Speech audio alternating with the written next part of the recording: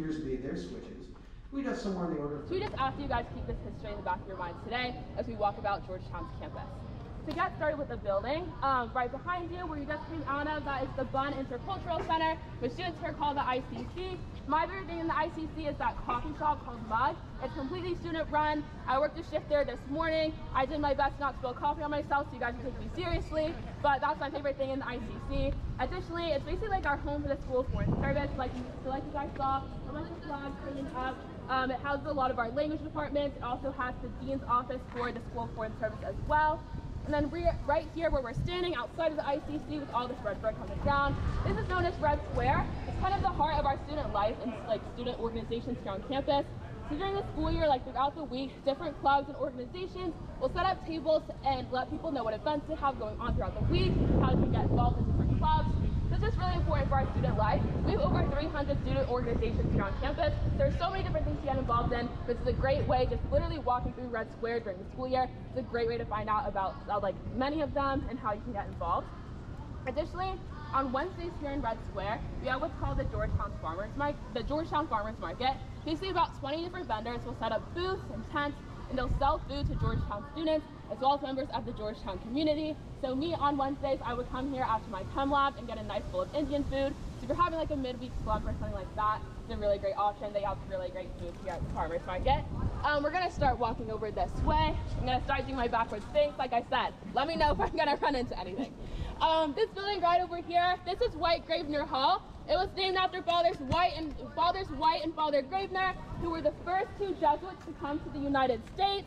The date in which they did so was 1634, which is reflected on the left side of that middle door right over there. That's the date 1634. The date on the right side is 1789, which is the official founding date of Georgetown University. It was founded on 1 acre of land and called the Academy of Georgetown at the time. And that name kind of stuck. All right, thank you. It was called the Academy of Georgetown at the time, which the name kind of stuck around. Now we're just Georgetown University. The most important thing about White Gravener Hall for you guys today is that it houses our Office of Undergraduate Admissions. As you guys likely know, because that's where you typed in for this tour. You'll see this green space right over here. It's called Copley Lawn. There's a bit of history that goes along with Copley Lawn.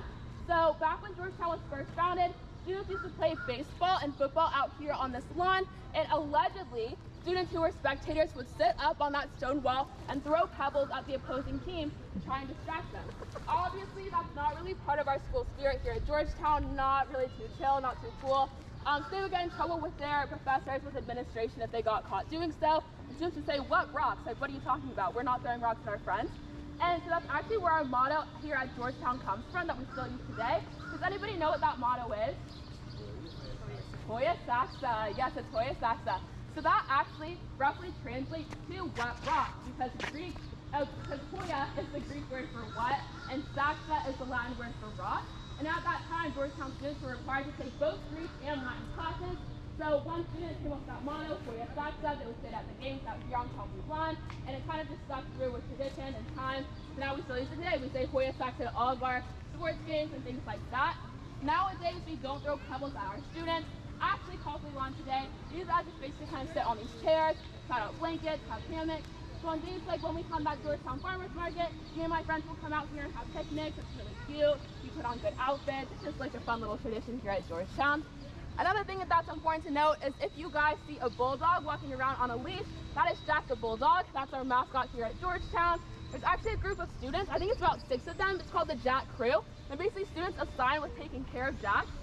It's basically like the most competitive club here at Georgetown to get into. I know this one girl who literally like grew up on a farm, so very experienced with animals, and she still did not get into the Jack Crew. So it's like extremely competitive. He does also live off campus in a townhouse where he's taken care of by a real adult, so not just students, so don't be too worried. But yeah, so if you see him, just be good luck. Allegedly, if you see him on your tour, then you like get into Georgetown. I didn't see him when I toured, so I don't know if that's true. I've actually never seen Jack at all, so I don't even know if it's real, but that's the way that the story goes. That's what they like to tell me. So over here, you'll start to see these colorful townhouses. Those are actually owned by Georgetown University. So a quirky thing here at Georgetown is that 3 out of your 4 years of going here, you do have to live on campus. That doesn't necessarily mean within the gates. Because these townhouses are owned by Georgetown, you can actually live in one of them as a part of your 3 out of the 4 years. You can also live in this brick complex over here on the other side of the front gate, which is known as Village B. It's kind of nicer, like dorm style. It's like apartment. You got your own kitchen, your own bathroom, things like that. So just much more bougie options for later in your life here at Georgetown if you're interested in that. Additionally, off campus, we have our Office of Global Education. About half of Georgetown students will go study abroad during their time here at Georgetown.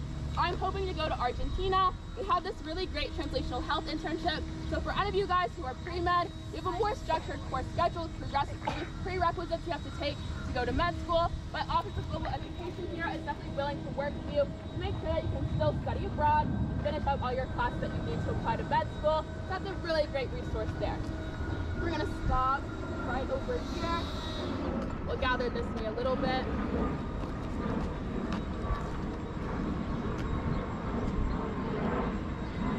All right, over here that is. Yeah, that is John Carroll. Good job, guys. So that's actually the founder of Georgetown University. Founded it in 1769. He made it a Jesuit institution because he's from Great Britain. And in Great Britain at the time, Jesuits were almost God, which is a really interesting course. Basically it looks at how God is interpreted in different religions and often asks students to really like assess and dig into whether or not they believe in God or how they think that God plays into their daily life. It's actually reported a lot by our alumni that it's one of the most influential courses that they took during their time here at Georgetown. So it's a really cool course to be a part of. It's taught by professors of many different faith backgrounds, which speaking of which, we actually have the largest campus ministry out of any college in the U.S. It supports 6 different chaplaincies, so not just Jesuits, not just Catholics. Supports Catholicism, Orthodox Christians, Protestant Christians, Judaism, Islam, and the Dharmic faith. So really whatever your religious background is, the campus ministry is definitely here to support you. We have a lot of offices over here in Haley Hall. We also have a number of halls. So one on the second floor is Gaston Hall. So that's where a lot of speakers come and talk to Georgetown students. We've had a lot of political speakers here as we see. We've had like the Clintons, we've had Lisa Murkowski, Richard Blower, Edward Snowden, things like that. Pastor, we also had John Ossoff, Angela Davis, and now we got Angela Davis, also had Robert Mill come to Georgetown and talk to us, CEO of the meeting. There's a lot of like really cool, famous people. Those events are usually very well attended. We actually have a student organization called the Lecture One that basically works to secure these student speakers, or to secure these speakers to come and talk to students here at Georgetown. So usually pick out people that Georgetown students will be very interested in. And so these are very well attended events. So for example, when Angela Davis came, I literally could not get a seat because it was so well attended. Everyone was so interested in going. When John Ossoff came, one of my friends was like, oh my God, we have to camp out to make sure we get a seat in Gaston Hall. So that's kind of how that works here at Georgetown. Those are really big events here for our students. Additionally, within Healy Hall, like I said earlier, a lot of our offices for members of our campus ministry, a lot of people who are employed through campus ministry. There's also the office of our president. Our president here at Georgetown, his name is John DeGioia.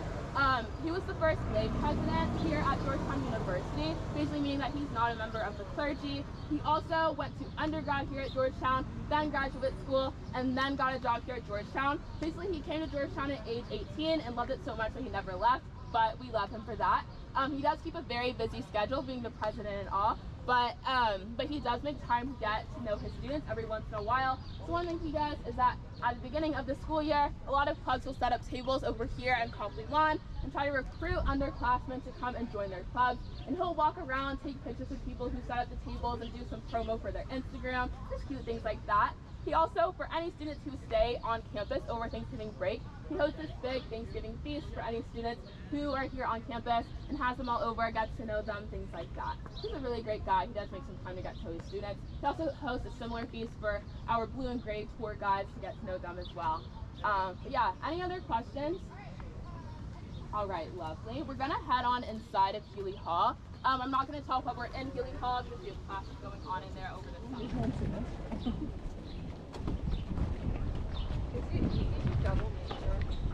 Yeah, okay, so double major, how that works here, you can double major within like any other major in the same school that you're in. So if you switch programs, like Lucas and one of our other guys is going to do a degree program with the SFS and our business school, there's opportunities like that you can do, like have one major in SFS and one dual degree.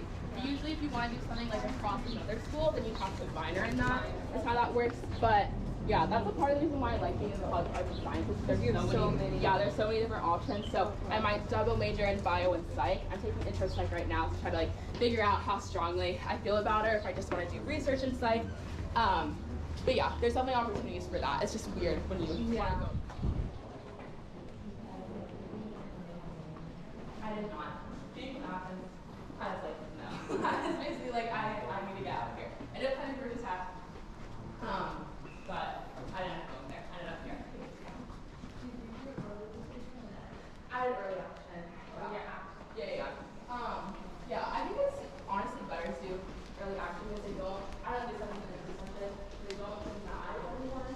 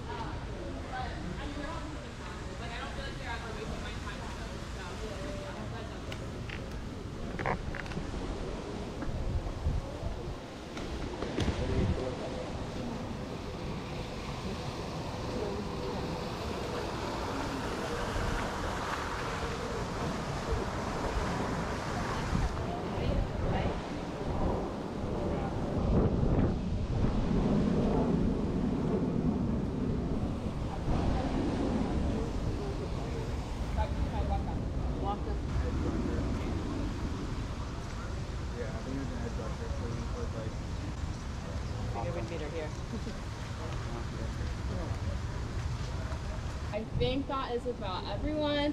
So this area right here, this is called Dahlgren Quad. It was designed to look like a European monastery, which you kind of get with the overall layout, with the fountain in the center, things like that. This is a really nice, peaceful area on campus.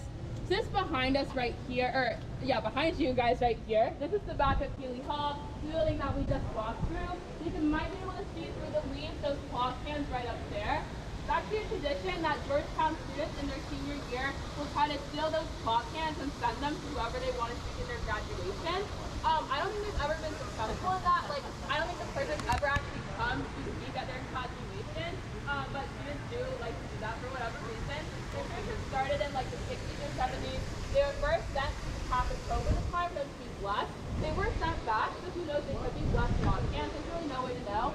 They've also been sent to President Nixon while he was in office. They were sent back by Secret Service. They like came on campus and returned them. So that was definitely really scary for whoever still knows that time. They've also been stolen and replaced with like a unicorn head. So sometimes it's just like random stuff that happens. But yeah, I do have to say it's not a school sanctioned tradition. If you do that and you get caught, you'll be in a lot of trouble. It's usually the rock climbing team who takes that risk. Others of the facilities to get up there. So that's kind of how that works. It's just fun. Moving on this way, this building is Old North.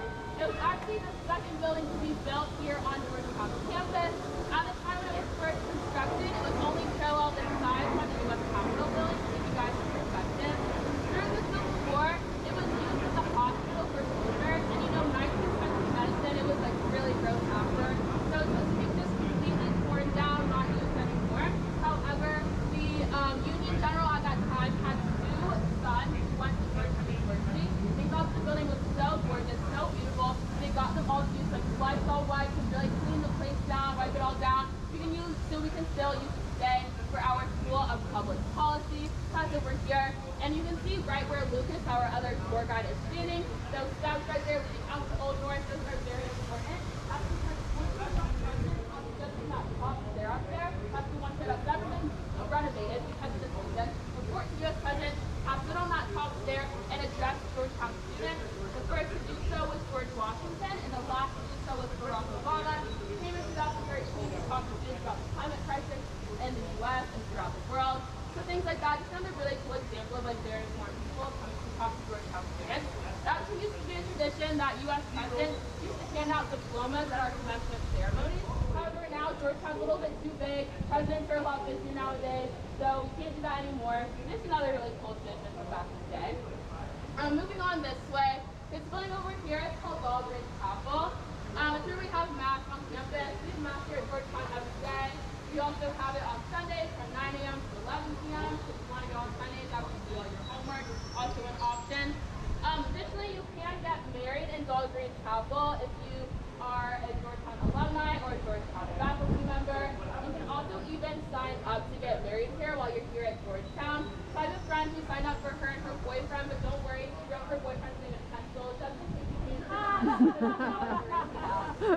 But yeah, so that's a little bit here at Georgetown Council. Sometimes you'll see people setting up for their weddings. It gives us all hope, but moving along this way.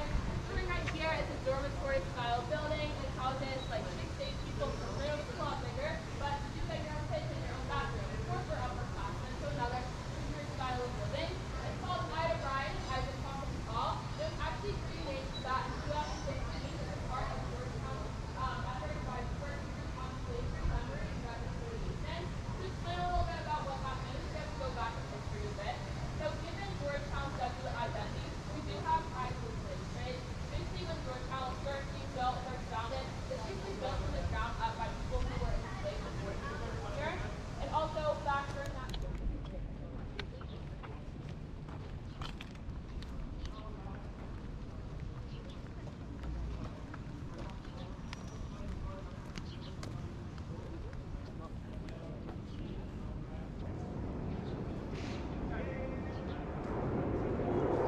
my favorite floor on Lao is the second floor, but I'm biased because I work there. There's a coffee shop there called the Midnight Mug, which is where I work.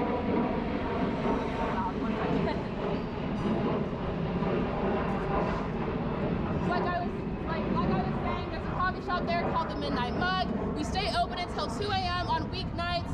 If you order a drink called the Awakening, which is a large coffee with 4 shots of espresso, we'll write you a really sweet note on there, so we're good people, don't worry. But also we do get control of aux on the second floor if you work at midnight. So when I'm on aux, it's really fun, good vibes. When my coworkers are on aux, sometimes it's iffy, but it's usually still a real good time. As like any other college library, the bottom floor is the loudest, top floor is the quietest. So I can't tell you guys about floors 4 and 5. I'm a little too clumsy for that, but 1 through 3, those are always really good floors to study on. I also can promise you the inside is a lot cleaner than the outside, so don't even worry about that. We are going to head up a set of these stairs. We'll go up on these ones over here. But this kind of complex over here is known as Village A, all this brick right here. It's housing for mostly upperclassmen students, so typically your junior and senior year. You get your own kitchen, your own bathroom, like I said, apartment style. Yeah, there's a really great view at the top. You get a nice skyline view. We're gonna head on up, take some pictures. I'll try to get out of your pictures. I'll let you guys get your chance. But we'll head on up this way.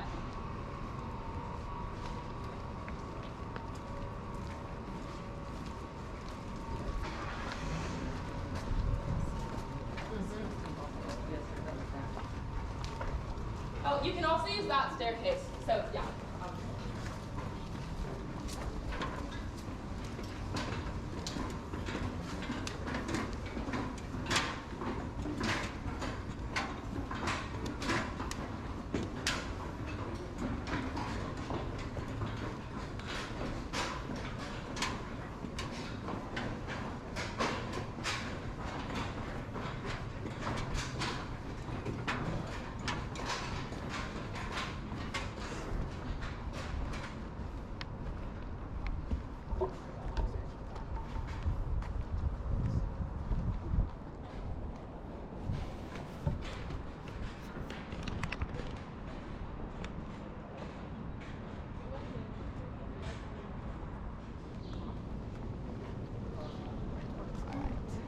Head over here.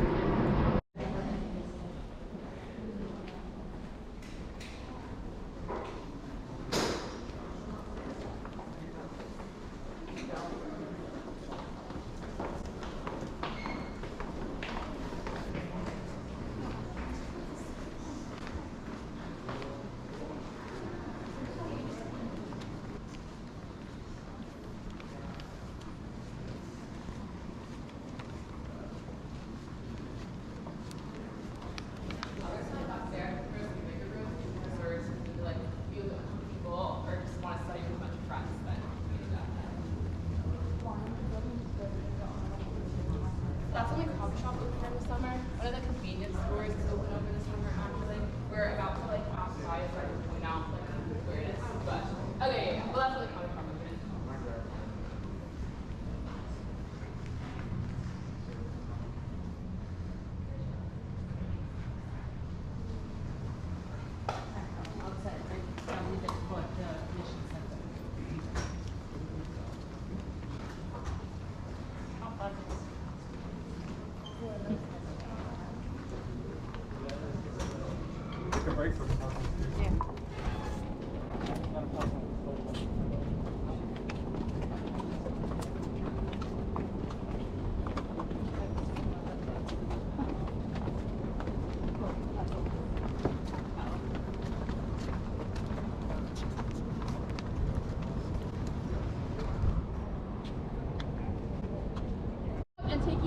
to MedStar, which is Georgetown Hospital, right over there. And all that service is provided completely free of charge to students. So that's a really good service here at Georgetown. You don't have to pay for a costly ambulance ride if you have any sort of medical emergency.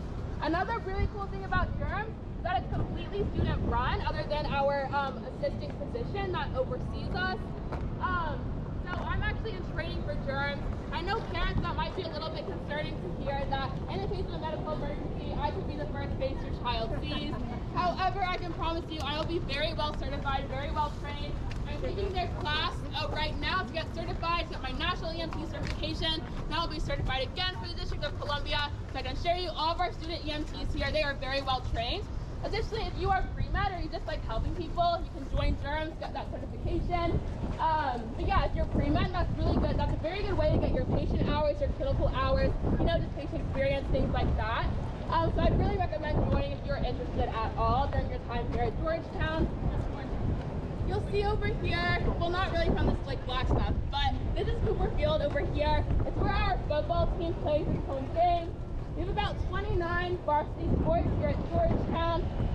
We're mainly a soccer and a basketball school. However, our basketball team didn't do too well in this last season, this past year, unfortunately. I think we won like 1 or 2 games, honestly. But we did have really good student attendance at all of our games. It's really like amazing to watch everyone turn out to watch us lose. But it was still like a really fun experience. Everyone like came out, had a really good time, really fun. But we are getting a new coach next year, so hopefully things will be on the up and up for our basketball team. But just a really fun like part of our student life here at Georgetown. If you're not a varsity athlete, but you still like playing sports, you can join one of our club teams. We have club teams recently. All the same sports we have for our varsity athletics. If you don't want to be quite as competitive, you can join one of our intramural teams. You can play other units here at Georgetown. So my co-workers at my job, they form an intramural soccer team and they play against other friend groups, other like this group of people here at Georgetown. It's really cool, really fun. If you don't want to play a sport, we have Yates Fieldhouse, which is our gym right over there. If you want a slightly more bougie gym, we have Thompson Athletic Center, which is mainly for our varsity athletes. If you want to sneak in there, you can become a manager for one of our varsity teams. If you want to work out in a slightly nicer facility. I think Yates is still good though. I go about 4 times a week, but honestly, every day at Georgetown is leg day with all the hills and stairs, so there's really no need. Initially, if you don't want to play a sport, you don't want to go to the gym, but you do think that walking backwards seems cool, you can become a tour guide like me. Great way to get your steps in for sure. So that's always an option as well. You'll see this building behind me. This is Regents Hall. If you are a pre-med student or a science student here at Georgetown, primarily if you want to be a science major, you'll have a lot of your lab courses in here. You spend a good few hours in there per week. Our equipment is really nice, I do have to say. It's a really great space. There's also really nice study spaces to get your lab reports done after your class. So it's a really nice space on campus for mostly science students, but obviously anyone's welcome in there. We'll continue on up this way. Additionally, I believe that they mentioned this in the info session, but for our pre-med students, we do have an early assurance program. So in your sophomore year, if you are pre-med and you want to go to med school and you're considering Georgetown School of Medicine for that, you can apply early before you even take the MCAT. If you get accepted, then you go to Georgetown University for med school as well. You never have to take the MCAT in your life. So that's a really good opportunity. We have something similar for our pre-law students. They apply in their junior year before taking the LSAT. However, if they do get accepted, they do have to take the LSAT afterwards because it's required by the American Bar Association. But it's still a really great opportunity to get into these really amazing post-grad programs as well. Does anyone have any questions about our early assurance programs or EAP? If you get in, do you have to go? Yeah, sometimes how it works. I mean, you don't like sign that you have to go, but that's like assume. Yeah, that's what happens. Yeah. I know they do scrutinize students like they would like a typical med school applicant. They obviously don't have that MCAT component. So looking at other things like your extracurriculars, research, your grades, things like that. I know it is typically competitive because you have a competitive School of Medicine in general. I don't have the exact percentage for like how many students like get in per year, percentage of students get in who apply. But yeah, I can tell you it's like generally pretty competitive. Yeah.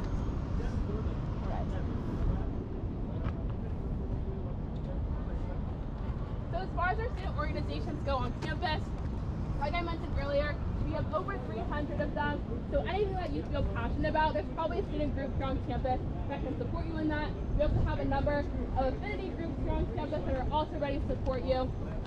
Sorry about I have no solve, but no, we're almost there. Okay, yeah, cool. Thank you. Yeah, of course.